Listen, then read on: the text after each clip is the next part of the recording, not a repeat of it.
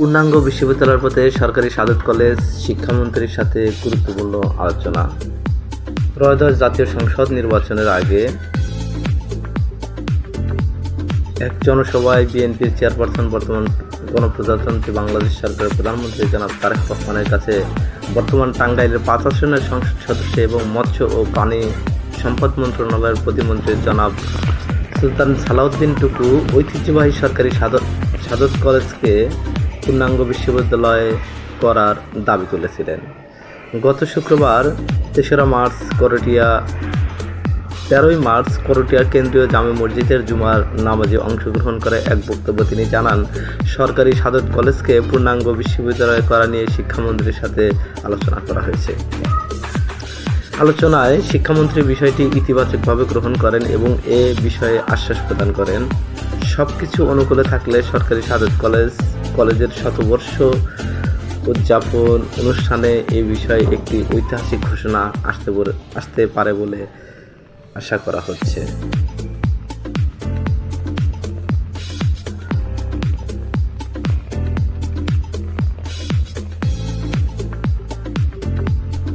এটি একটি অত্যন্ত গুরুত্বপূর্ণ এবং খুবই আনন্দদায়ক একটি সিদ্ধান্ত আসতে পারে বলে মনে করা হচ্ছে। কলেজটির প্রতিষ্ঠাকালীন সময় 1926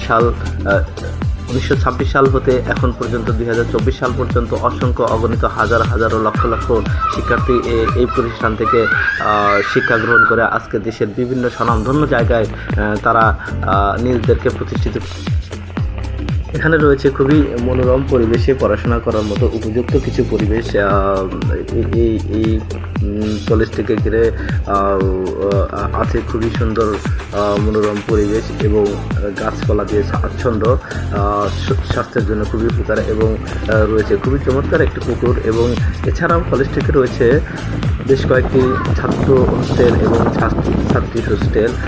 এই হোস্টেলগুলোতে হাজার শিক্ষার্থী থেকে তাদের পড়াশোনা কার্যক্রমটা পরিচালনা করা হচ্ছে এবং এখানে রয়েছে খুবই সুন্দর চমৎকার কিছু